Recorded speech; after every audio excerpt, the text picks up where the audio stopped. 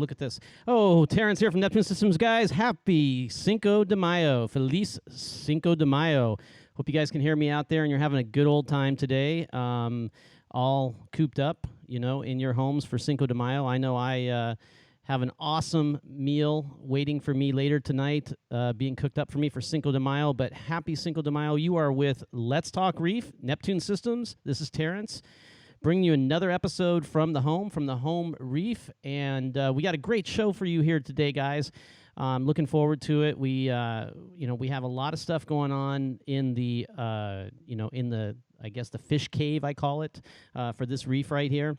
And I want you guys to stay interactive. That's what it is for a live stream, right? So go ahead and give us any kind of questions you have. I'll be hitting them up all throughout the show today. But I do have some pre-prepared content for you guys that definitely I think you're going to enjoy. First of all, Let's Talk Reef is every other Tuesday, so it is Cinco de Mayo. So the next one will be on the 19th, but I think I might sneak in another one next week. I think I've got so much to share with you guys that I'm going to make a special show next week for you guys. We'll see.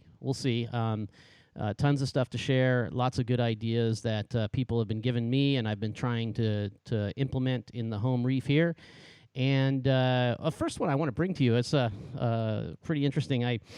There's always reef hacks out there. I don't know if you guys have your own little reef hacks, but you're often walking around the house or in the garage or, maybe in the kitchen like I was, and you see something and you're like, man, I've got a use for that in my reef.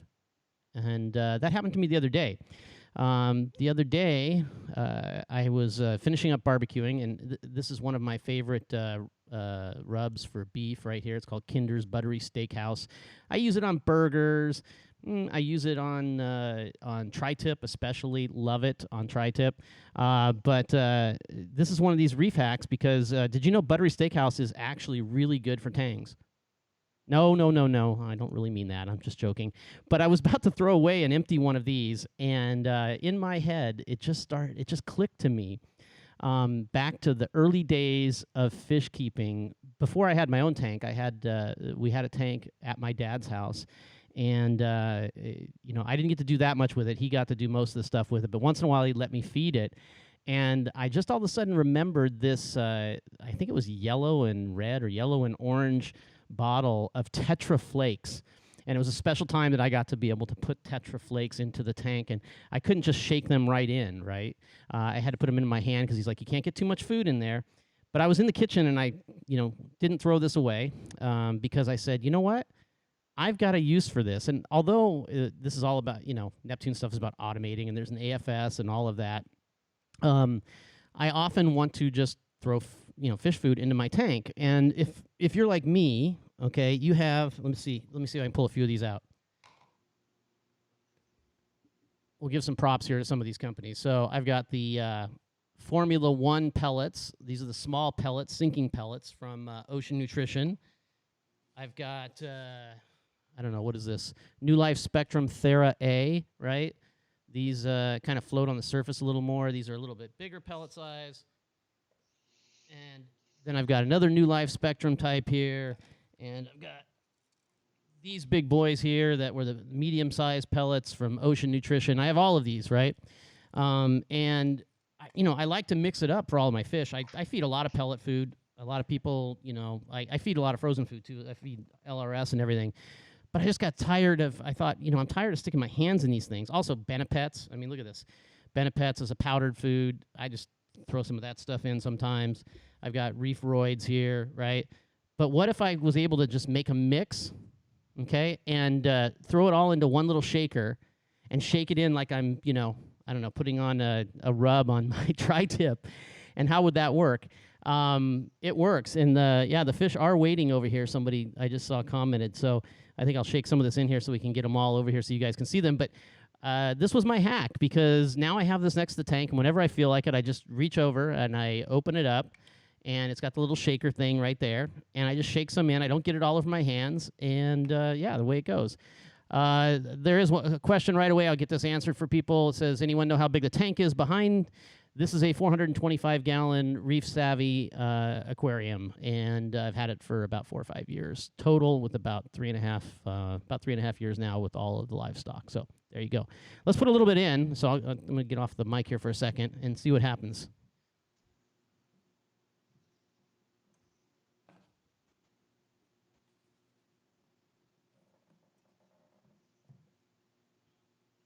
Never had to try to do it that way. There we go. There they're coming in. So anyway, I thought you guys might like that. Appreciate that. That's a, you can see there's coral food, big pellets, small pellets. They're all coming in.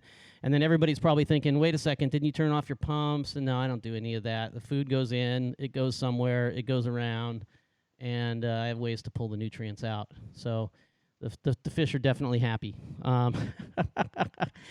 Let's see here. Okay. Yes, 1,589 liters, I guess. Anyway, today I've got a few things for you guys. Let me pull up actually the slides, because some of this stuff is on slides. But before I do that, I'm going to talk about wire management. I hate wire management, and as you know, I'm trying to clean up down. If you saw the episode, if you didn't see the last episode, you should. It is recorded and it is on YouTube and Facebook. You should go back and watch it. I'm cleaning up the fish cave. It is quite embarrassing. I put a new board up and trying to get all the wires rerouted. And I didn't show any of this last week, but let me show you what I'm using.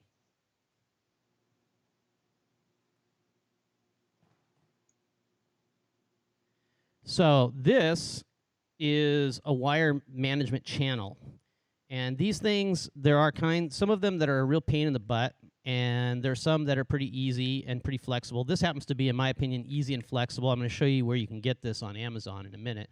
But basically, you just take this little panel off the top, you run your wires right down the middle of that, you put them out the side, wherever you need to put them out the side. And if you happen to have big cables like an EB832 cable, you can actually push 2 of these down and just run the cable out of that if you want, if it doesn't fit through the little hole.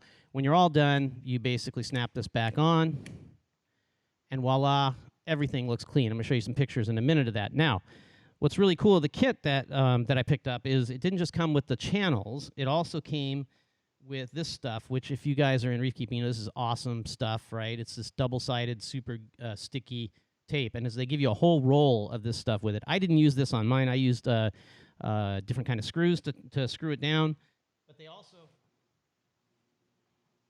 also give you screws and little mollies to go in if you've got drywall or whatever. So it's quite a nice kit that they give you, and I really thought this was one of the coolest things. And obviously, it's in the right color, right? It's in the gray color, which we love. So let me show you a couple of slides and some pictures of some things that I've done with that, and then we'll get into the kind of the next thing. And we'll have Derrick joining us at the end, because he's going to tell me everything that I did wrong, okay? Or things that I could do maybe better when we talk about his channel and what he's been doing lately. So let's go into the slide here.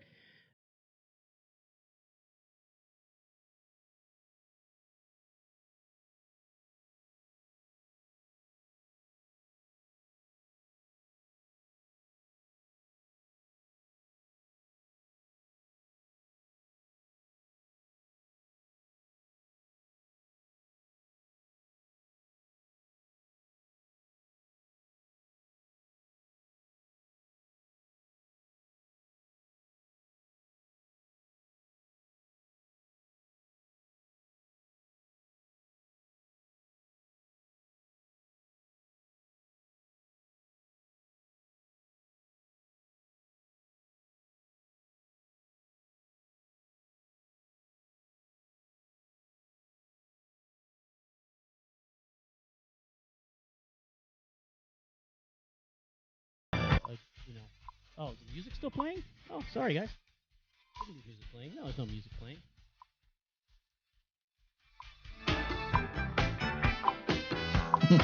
What? Yeah, music is playing. Oh, okay. Let's do that. So, why didn't somebody tell me?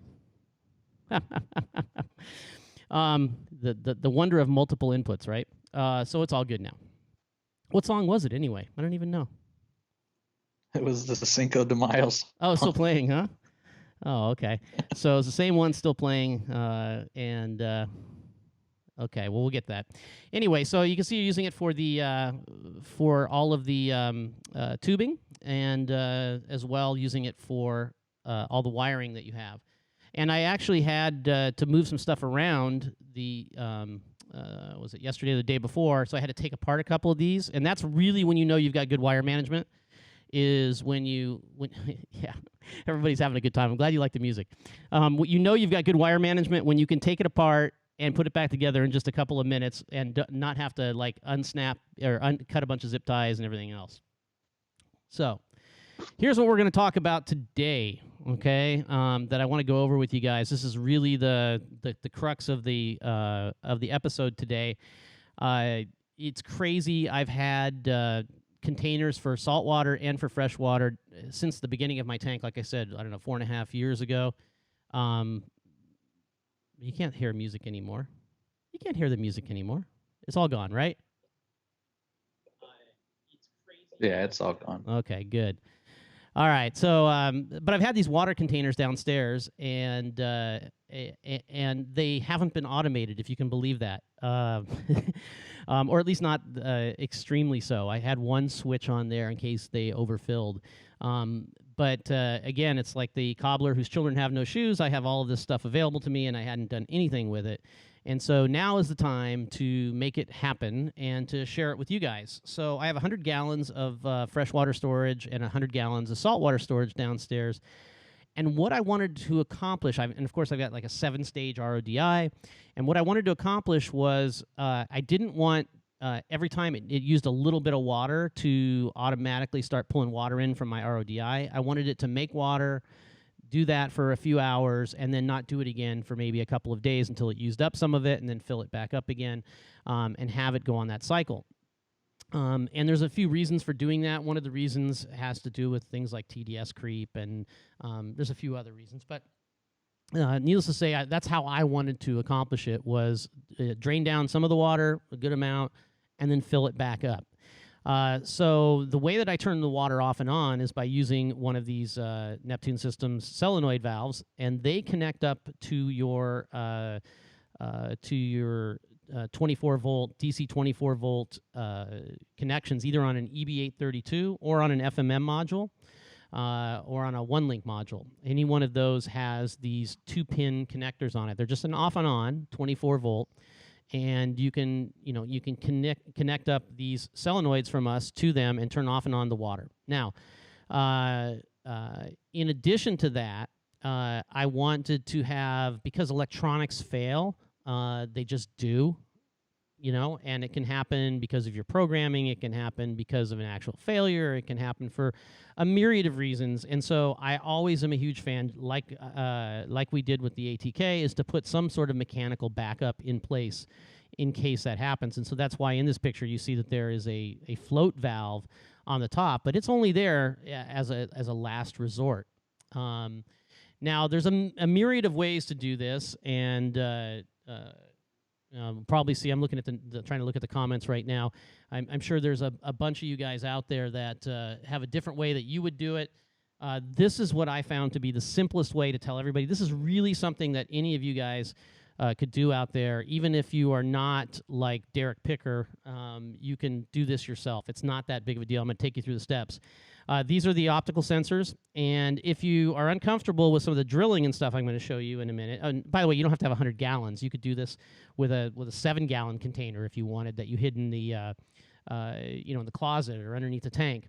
And if you're not comfortable with drilling these optical sensors, we also have an option that comes with a magnetic mount, so you can mount them inside the water container and put them at whatever level that you want, just so you know.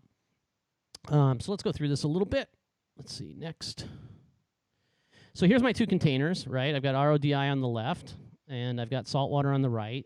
You'll notice that there's a wave pump in the saltwater tank. It's a great mixing pump, a little plug there for the wave.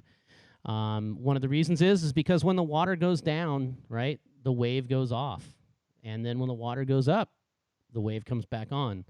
So it's definitely a great little pump for the saltwater. But we're not going to talk about that today. That's going to be another episode. I'm going to talk about what I'm going to do on the saltwater side. So on the RODI side, you see I have the container there, and it has been really low tech, right? I have the water going in at the top. I do have a float valve in there right now, which you'll see in a minute, and I had a switch going to a breakout box just to let me know if it was full. And I had some more simple automation set up to just shut it off. You'll notice that the connection there on the bottom where the orange tube is, that is going to my ATK. And you'll notice it's not all the way at the bottom. And there's a few reasons I did that. Number one, I didn't want to pick up if there was any sediment that built up inside the tank ever. I am kind of lazy, so I'm not going to be cleaning this tank out, all the time. To be honest, I've never cleaned it out. So I wanted to pick it up off the bottom a little, and I also wanted to have a little bit of RODI left over. If it ever kind of drained down, it would never drain down completely. I'd always have a little bit of water left over. So that's why I put it where it is in the container. So now this is the part that's scary for some people, right? Which is I've got this awesome container that I paid, I don't know, a couple $100 for. By the way, Tractor Supply, great place to get your containers if you need a place to get them, because they're very expensive to ship. The containers, you'll find luring prices in like a little inside baseball here. You'll find very luring prices many times online for some of these water containers, but then you go and try to get them shipped to you, and you realize that it's not really worth it because they charge just as much to ship them as it costs for the thing. But if you have a Tractor Supply near you, and they're all over the country, I love that place. They have them outside, and some of them look kind of beat up. Mine don't even match. If you look, you can see the color's not even the same on them. They're the same container, but for whatever reason, they came from different batches of plastic or something, so they weren't even the same color. I didn't care. And they've got many different types and sizes out there. They're usually outdoors. Definitely a way to go. So anyway, but drilling into that is a little bit scary. Now, the drill bit size for this is not exactly a 1/2 inch. It's a little bit bigger, so it's probably 13 millimeter. I don't know off the top of my head, but I didn't have a metric drill bit. I had a 1/2 inch drill bit, and in fact, I used I love for drilling plastic these acrylic drill bits. They cost a lot more. If you ever have to, another inside baseball tip here for you guys, if you ever have to drill acrylic, do not use your standard get it from Home Depot bits if you're not really, really good with them, because you will crack the acrylic here and there. You can make it happen and you can make it work, but make your life super easy. Go to a plastic supply place or order them online. These bits actually have a cone-shaped kind of. They go right to a point in their tip, and when they drill in, they work really, really well for plastics and acrylic. So yeah, Derrick just said on the chat there you can use step bits. That's another way to go about it too. Those are very handy. I just really like these acrylic bits. They're super sharp. They never catch. They never catch the acrylic. And I've never cracked a piece of acrylic with them. I've got them in 3 or 4 sizes. Anyway, this is the part where you got to drill the tank, and so make sure that, as they say, measure twice, cut once. So measure twice, drill once, exactly where you want these to go. I chose to put one at the top, not all the way to the top, so the float valve actually has a place to hang down, and it doesn't fill it all the way up. It fills it right up to the 100-gallon mark. And then the next one down is basically, I figured this is about how far I want to draw it down before I start refilling it, okay? It was kind of a guess on my part. It wasn't any real science that went into it. Next up, there you can see a little more close-up of me drilling it out. And there'll be a couple of questions. I'll answer a couple of your questions here in a minute, and maybe some of them I'm going to actually save for when Derrick comes on here, because I'm going to quiz Derrick and make Derrick answer these questions. Because he says he's like the Reef Automation guy now. So we're gonna see what Derrick knows. So anyway, here's the optical sensor that you get from us. A couple of important things to note here. You'll notice there is a little silicone ring on there. That is the gasket. That's what keeps it from leaking out after you drill the hole. And you'll see the nut there, right? So there is it's obviously you need to take that nut off. Then you need to feed the wire through the hole, and then you put the nut back on. So I know that seems elementary, but I figured I would mention it just to be sure. Now, when it comes to tightening anything with plastic, don't grab your end wrench and start cranking on that thing. Really, all I did was as much power as I could use with hand tightening, and it didn't leak, and so I'm happy with that. Okay, so here's a little reminder now. What do we want to do? Okay, so what I wanted to do with this was I wanted water to basically stop filling right when it gets to 3. When it drops below number 2, I wanted the water to come on and fill up all the way to number 3. If the water took too long to get up to number 3 from number 2, then I wanted to get an email alert to let me know, right? And we're going to show you how that works. And then after that, if it reached all the way down below number 1, I wanted it also to sound an alarm on my little display unit, as well as sending me that email. So that, that's pretty much what I wanted it to do. Now there's, you see it says X minutes on there. I don't really know yet how many minutes. I'm going to talk about that here in a second. So there's my float valve. This is a really nice, super heavy duty float valve. It's a little bit different than the one that we ship with the ATK because it has a big fitting on it. And it's kind of big and beefy. It's the one I chose for this. I cannot remember where I got it from. Maybe I got it from Bulk Reef Supply. I can't remember. But it does have a really nice valve in it, and it's got a great fitting so that on the top you can put a little union on there and another little John Guest fitting, and that's pretty much what I did. Now, there is, there's a vestige of the past here of what I had on here. Here is a float switch. I may still end up hooking that up, maybe as another backup. But maybe I'm just going to yank that out. Haven't decided yet, but I did have some kinds of automation going, but it wasn't really the way I wanted to do it. Here's another product kind of that goes along with this that I really like. This is the Aquatic Life RO Buddy. Many people who have an RO system have a booster pump. I only have about like 45 psi, some pathetic amount of pressure because I'm up on the hill and I don't get enough gravity to give me enough pressure, I guess. Probably should have a booster pump on the house or something maybe, but I don't. So I need to have a booster pump on my RODI. I used to have just a plain old booster pump. It was noisy. It had an external pressure switch, and it didn't do all the fun functions that this does. I'm not going to go into all of it, but you'll see there.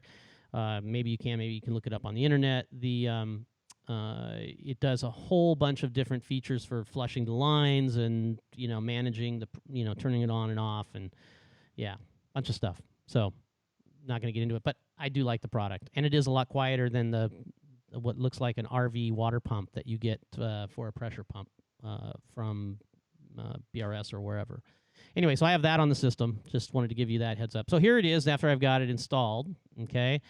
And this is stuff to come later, right? Because you can see here an old school box on a PM2. You can see another FMM that I haven't put into play yet. That's going to be for the saltwater tank.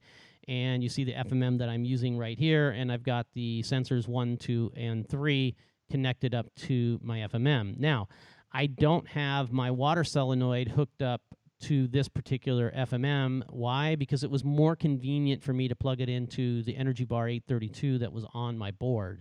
So you don't see it connected there, but that's okay. You can use whichever DC24 connection that you want to have your solenoid valve connected to it, okay? So there's where they're connected, 1, 2, and 3. I use that cool method. If you haven't seen last week's episode, you should, to see how you can mount without using grommets. You see the wires just kind of hide away and go behind. It's a really cool system. That's my new thing now. Here's another shot of it. You can see there's the line that goes to the ATK. That one has another solenoid valve on it for pulling the water out, and it's gravity fed on purpose. The other reason I put that connection there, now I remembered, is that's about 65 gallons into my tank. Even if that whole thing were to dump into my tank due to a failure, it would not kill my tank. It'd bring it down to like 32 ppt, something like that. And although that wouldn't be nice, it would be, it would be okay. So that goes to the ATK. You see the other water bung there that has a valve on it, pretty low tech. That's just for me when I need to grab RO water out of there. And there is the solenoid valve, another picture. You can get these cool little mounts for it and 3D print them, or you can buy them out on eBay. I have not mounted it up on that board yet. Shame on me. Hopefully I'm going to get to that in the coming weeks.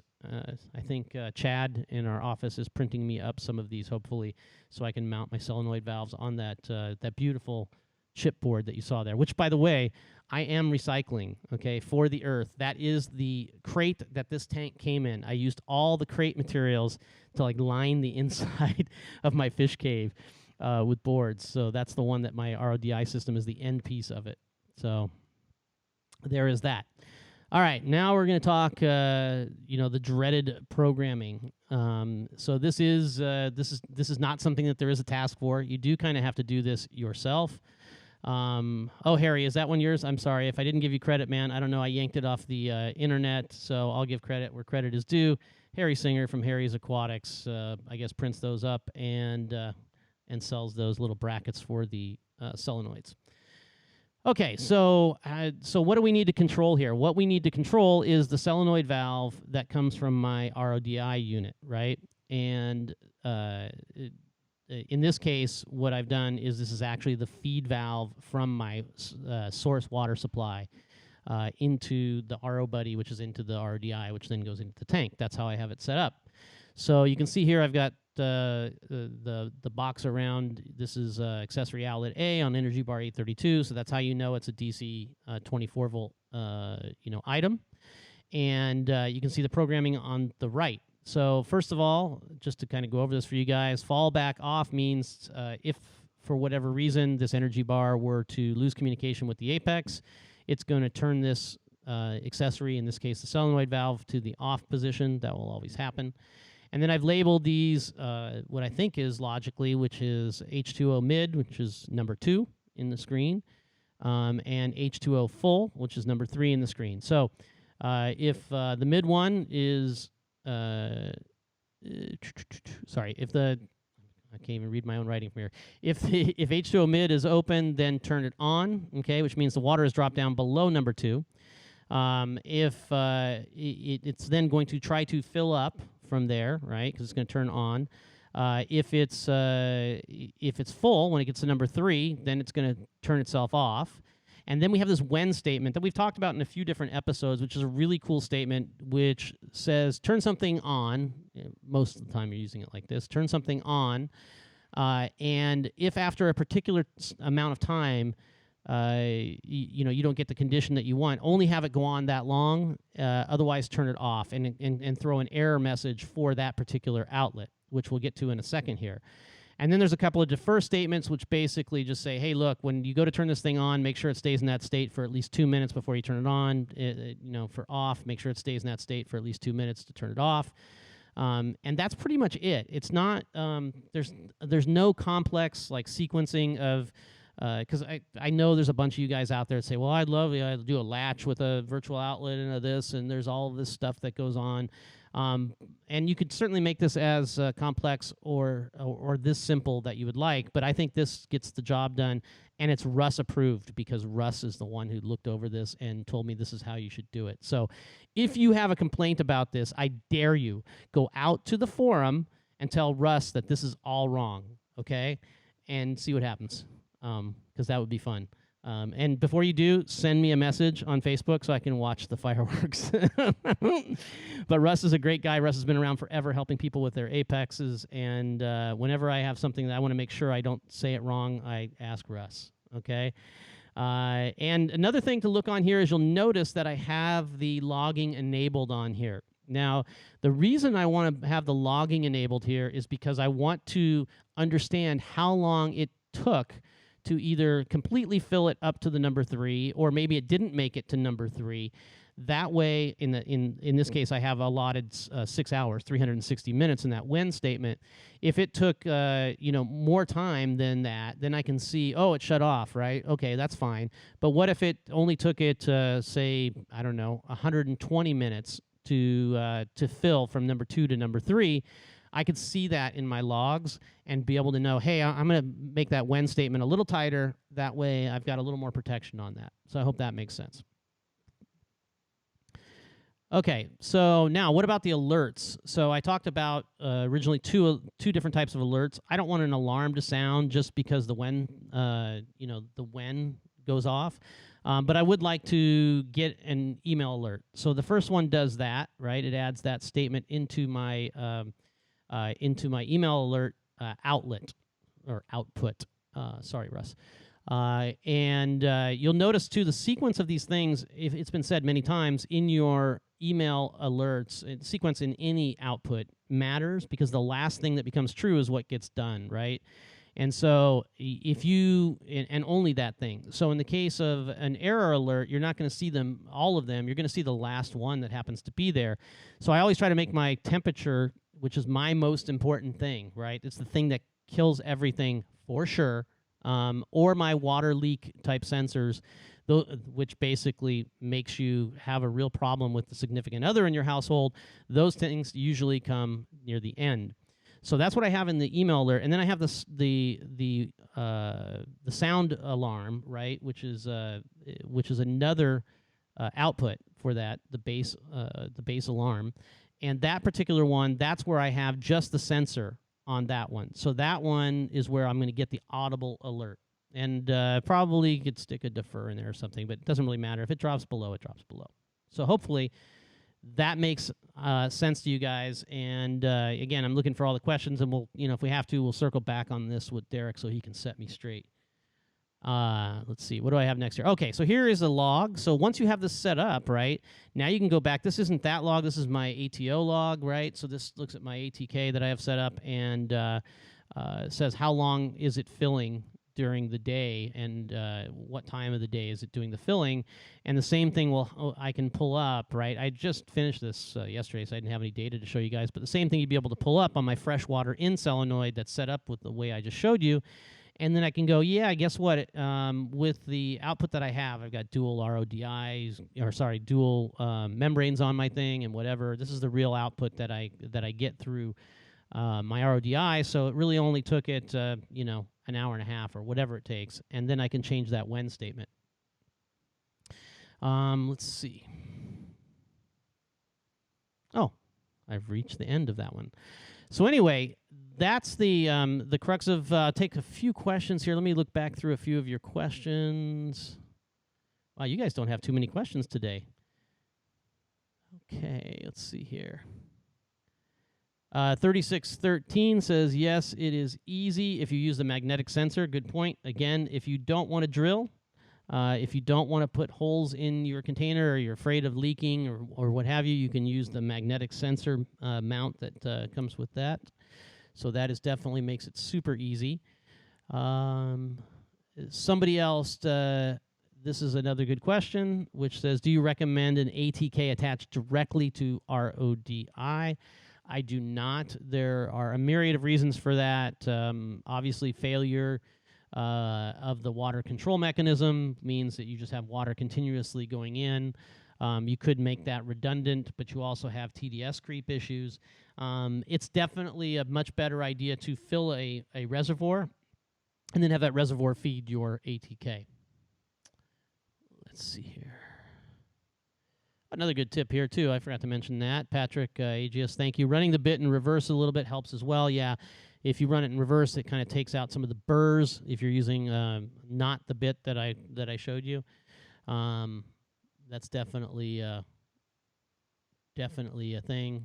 Let's see. There's some questions here specifically on the solenoid, the technical aspects of the solenoid.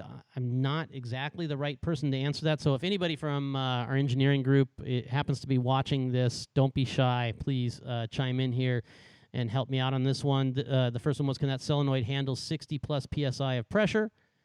And I think there was another one that asked for the duty cycle on the valve, saying from what I gathered, it can't be on for that long, hence why I use 2.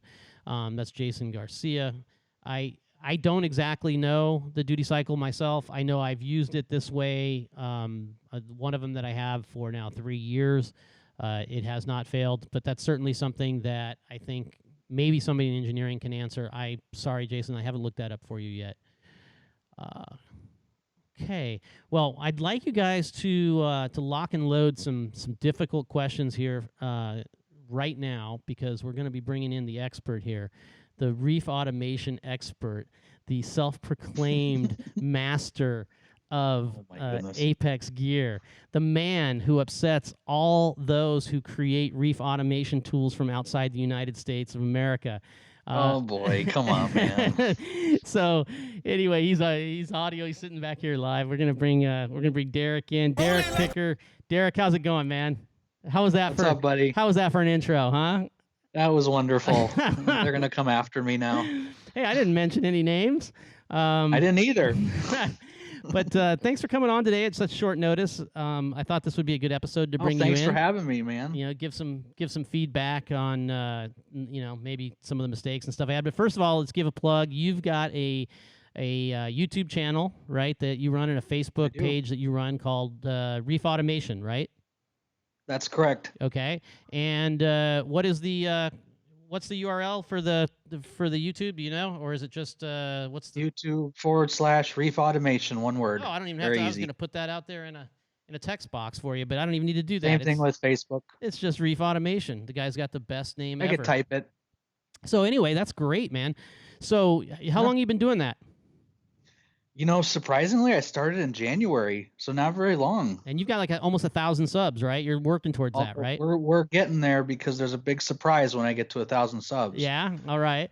So it's really cool, man. We are not a huge hobby, so even getting to the point that you have in this short of time is super awesome, because we are, obviously with the automation thing, it's a niche of a niche hobby, right?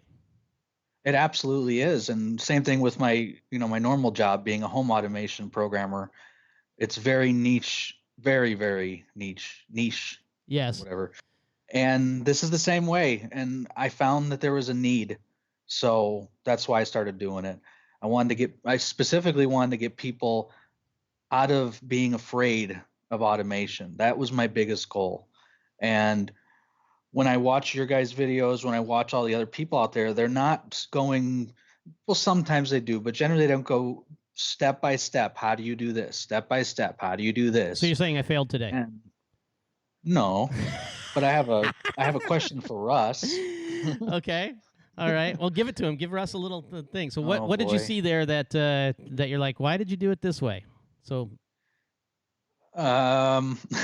I'm doing something very similar to you. I only have 2 sensors though. Okay. I have a low and a high sensor.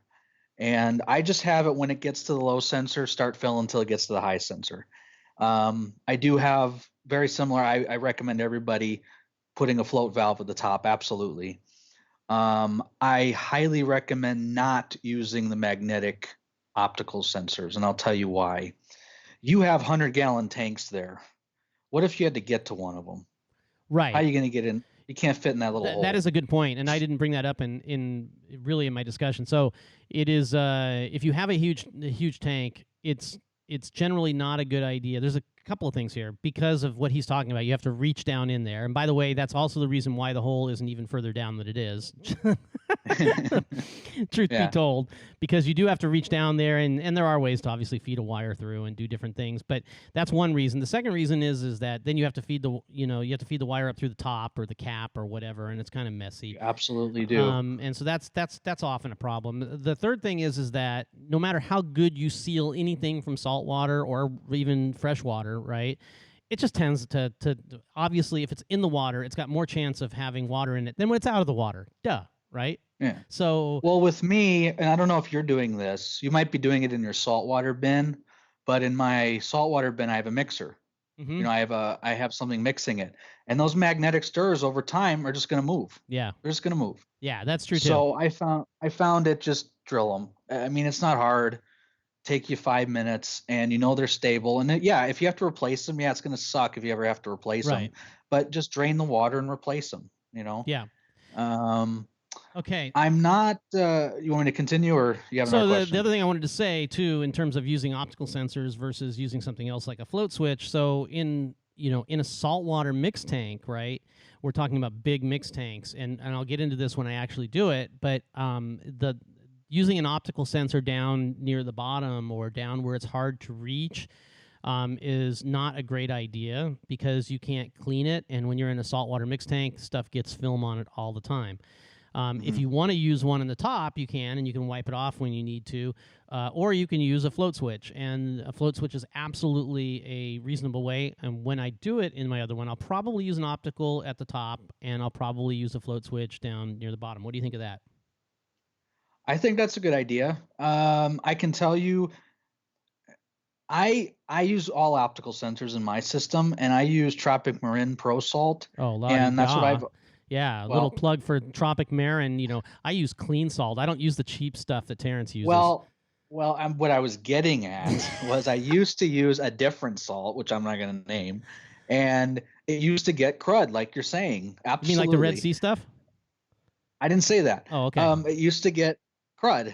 And once I started using that salt, and you and me both have these large containers for like 20-gallon containers, or you're not going to really experience it. But when you are having still water there for a week or two, you're going to start to get this crud, and it will definitely affect optical sensors. But like I said, since I switched over to the Tropic Marin, I Who haven't had sponsors that Reef issue. Automation like next week, right? Yeah, right. That would be. It's like 2 plugs for Tropic Marin. So I'm gonna have tons of plugs for you. Every week I have plugs for you because I give away you do. free Neptunes. You do. Derrick is a great supporter of the Neptune brand. And by the way, for those of you that think otherwise, we do not give him a bunch of stuff to give away for free. That doesn't happen. Derrick pulls it out of his pocket and wants to build this channel.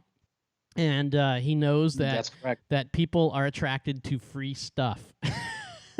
Yes, I'm a business owner as well, and I know all about it. But I want people not to be scared, and giving them out free little Neptune stuff here and there gets them started. I gave out an Apex EL like, I don't know, 5 weeks ago, a whole entire kit to someone. That's so nice. That's so cool. That's so cool. And Were they pretty stoked? you know what I'm giving out soon. Yep. Yeah, he was like super stoked. I mean, but Tropic Marin, another plug. Yeah, we're not gonna reveal what he's giving away, but I'll just say it is one of the biggest deal products that Neptune probably maybe will ever do. That's right. So maybe it hasn't come out yet. Maybe it has come out. I don't know. I'm just gonna tease that like really hard for everybody, so you get even more people to come to your channel and want to see what's going on. That would be awesome, How's Terence. that? There we go. I love it. I love it. So with the water station, like I did, so I'm using the solenoid valve. I did have a couple of questions on there about duty cycle and pressure. Do you have any feedback on that? Do you have any understanding or just anecdotal experience yourself? I have those solenoids on 90 psi coming to it, because I have one of your solenoids actually that stops the incoming water in case there's a leak. Right. So I have it on 90. I have it on 90 psi coming into my house. So for that person who asked, I can tell you it works. Whether or not for a long period of time, I've had it for probably 2 years.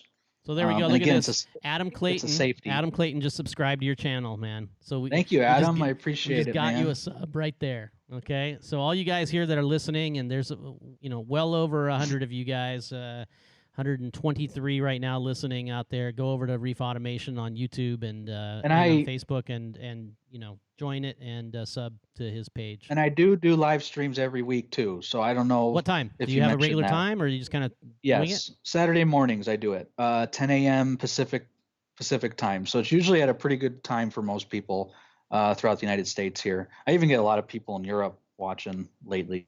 So that's been really nice. Yeah, it's a big following for sure. Yeah, we got Matt Dudley in the house, who's been on our also on our Control Freak Wednesday. So shout out to Matt Dudley, man. He says it's the only way to go. He's been doing it for years, so that's pretty cool.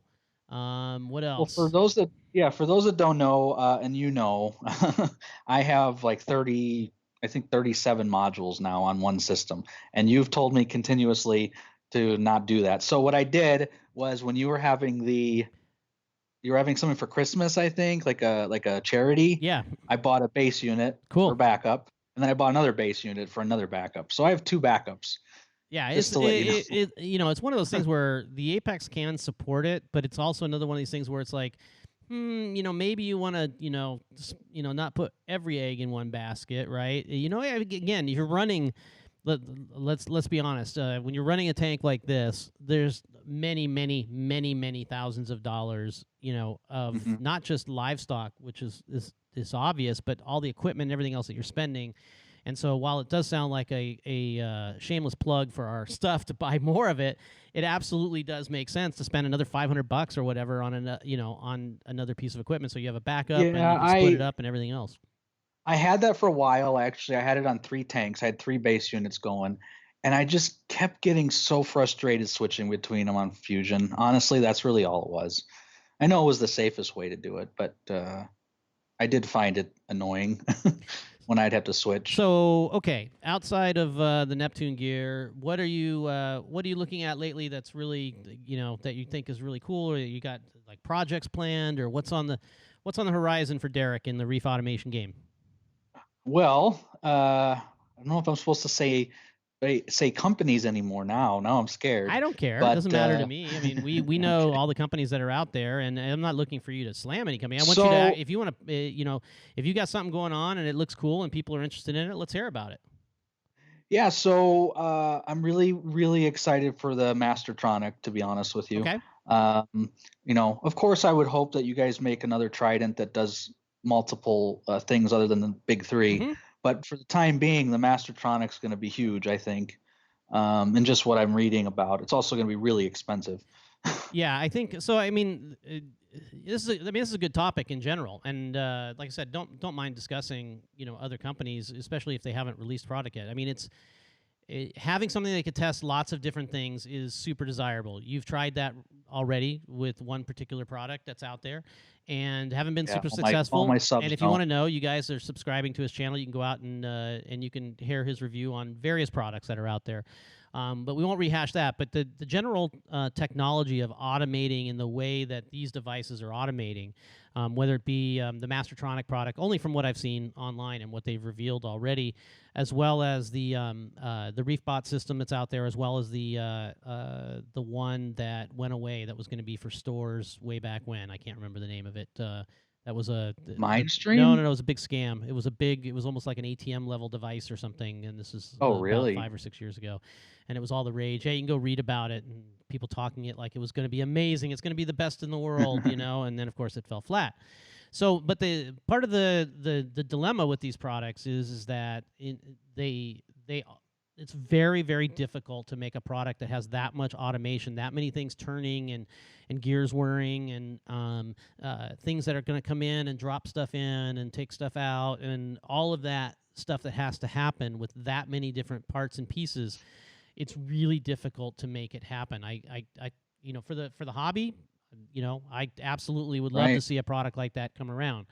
But when you start spinning stuff around, that's why I mean, quite honestly, us looking at something like that, it's like that's a huge undertaking, because Oh, you've yeah. got at least for us, the thousands and thousands of customers that have, for instance, already bought the Trident.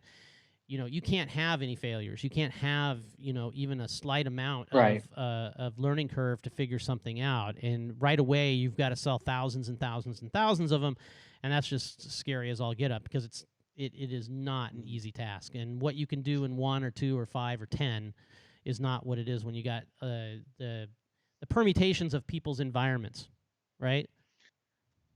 Well, it's interesting that we're talking about this and you're talking about your RO system. Every time I'm on your stream, I blast you about this. So hopefully you guys will make TDS, some type of TDS monitoring.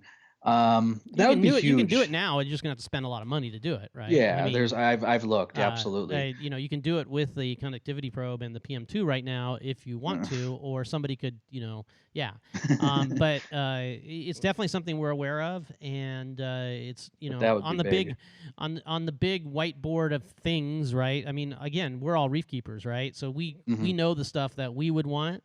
We know the stuff customers would want, and then we have to kind of like arrange it all into what actually can be done well, and with a Hmm. reliability, and meet the needs of our customers, which it's a big undertaking, right? I mean, Oh, you yeah. guys are some demanding people.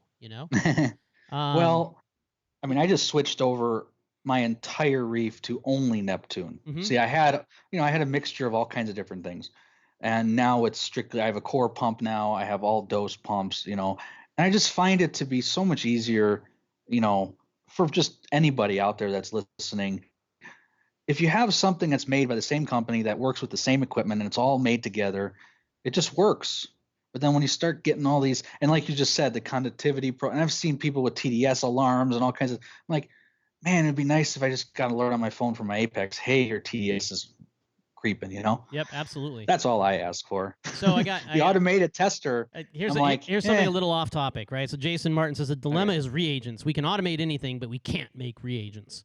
So just so you guys know, reagents are flowing into all of the. I mean, we have local fish stores. Forget about online for a minute. We have local fish stores that are receiving, between 50 and 100 2-month reagents right now. Okay, everywhere, and have been.